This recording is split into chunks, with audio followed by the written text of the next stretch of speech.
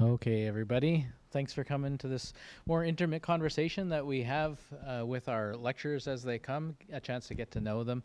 And it's the Red Sofa conversation. And I have some questions I want to ask just so that we can get to know Amos Yong, who's with us as well. We'll have some time if there's any questions that come from the room or from online. John can help me to ask those if they do come in. So thank you for those who are joining us online as well. So, Amos Yong, Amos is very good at asking questions. So, him and I have been together the last few days, and usually when I pick someone up, I try and start asking the questions. But Amos launched right in, and I felt that I was talking a lot. So, this is my chance to ask Amos some questions about himself too. So, let's start with that very beginning. Where did you grow up? What are those places and spaces that shaped you? And tell us about your parents. Thank you. Good morning. Is it on? Ready? It's on. Okay. Good. There we go. My parents are Chinese descent. I think second or third generation in Malaysia, so from the south part of China in the Fuzhou district, and oldest of three kids. I was born in a little town called Taiping in West Malaysia in the mid '60s, and my parents were pastors in the Assemblies of God of Malaysia at the time, a very fledgling young, I guess, denomination, I suppose, in the sense, but only in the sense that the Assemblies of God single missionary from California who went to Malaysia to do mission work founded a lot of the churches there, and in that respect was very young sort of church at the time in Malaysia. Taiping was a small village. I've got memories of a childhood friend there. My grandparents on my father's side were in Kuala Lumpur, which is the capital city. My grandparents on my mother's side were in another even smaller village called Raub in central part of West Malaysia. And so my fondest memories are going to my grandma's house out in the kind of really in the jungle out there, you could say, and exploring around her house and creek in the backyard and different things she was growing in her small garden, and a lot of fond memories there. I'm the oldest of a lot of different grandkids. My mother is the oldest of, 11 initially, and then a number passed away, but 8 now still alive. And so in that respect, the oldest grandchild also at the time. 2 younger brothers after me, and when I was 10 years old, my parents moved to Stockton, California. The missionary who had a heart for Chinese-speaking people and went to Malaysia was from Northern California, and after, in the late 60s, she came back to Northern California and began to open up churches or, establish ecclesial communities for Chinese-speaking immigrants that were coming from Hong Kong, Taiwan, China, to Northern California. After 1965, there was some of the law changes that allowed for immigration from across the Pacific. So she wanted to work with Chinese-speaking peoples and found lots of them in her backyard. After that, came and established a bunch of churches for Chinese-speaking immigrants, needed pastors for them, sponsored 3 or 4 families from Malaysia that she had helped to kind of disciple, my parents being one of them. So my dad and mom moved myself and my two younger brothers to Northern California in the mid-1970s. I went from being a pastor's kid to being a missionary kid overnight.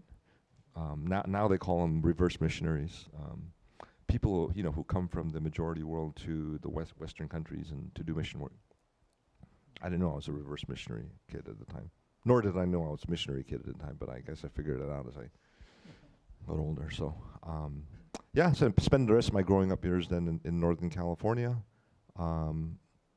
The small congregation that my dad pastored in California, there were obviously, the younger generation, my age, those kids that were my age were all bilingual, and we went to school and learned English, and so we had a youth group that was English speaking, and the older group that was more bilingual. Then went on to Assemblies of God Small Bible College at that point in time, Met my wife, who's Mexican-American, and been married for 37 years.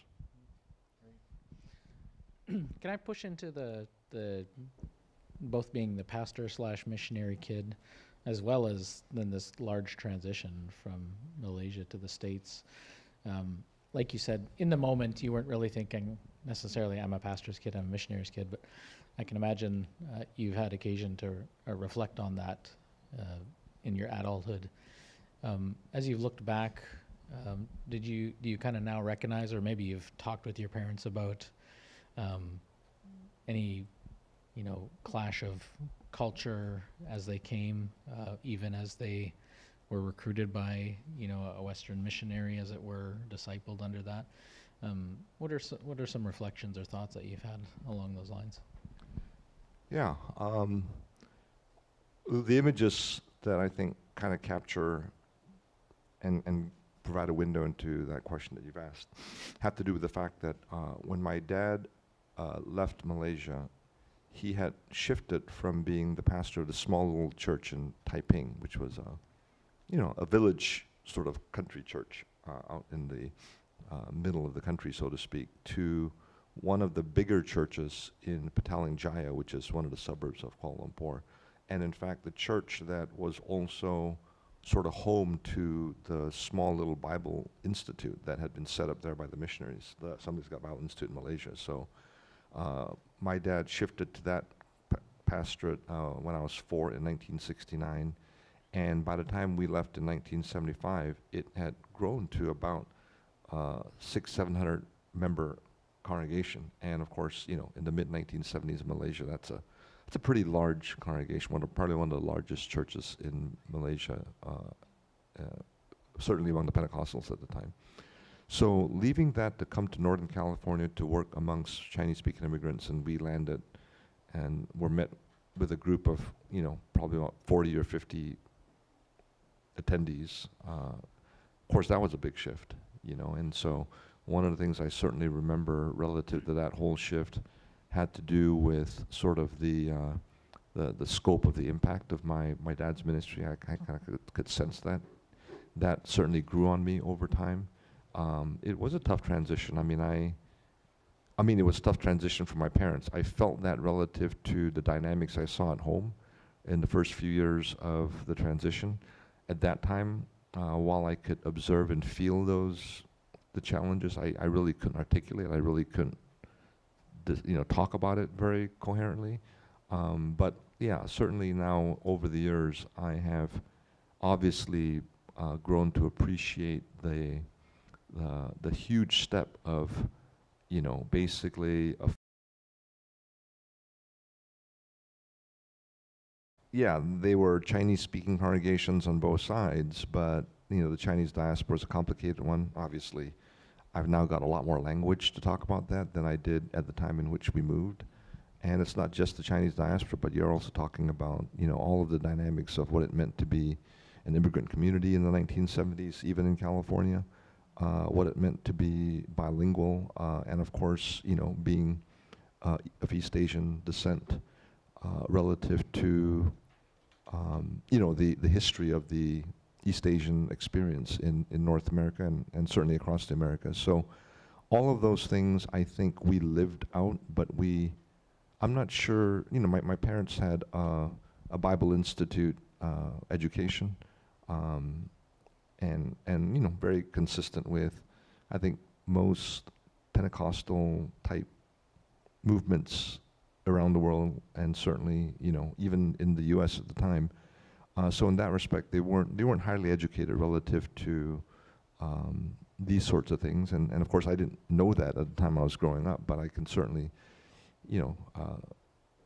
have around much of the courage. In fact, my dad passed away a year ago, and I was able to sort of provide some of the guidance and so on. And of course, my reflections had to do with his courage, in leading us, a young family.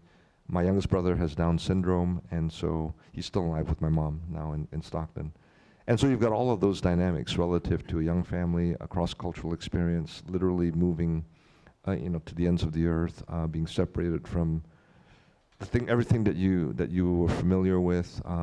Mid 1970s in Stockton, California, certainly was a growing sense of the East Asian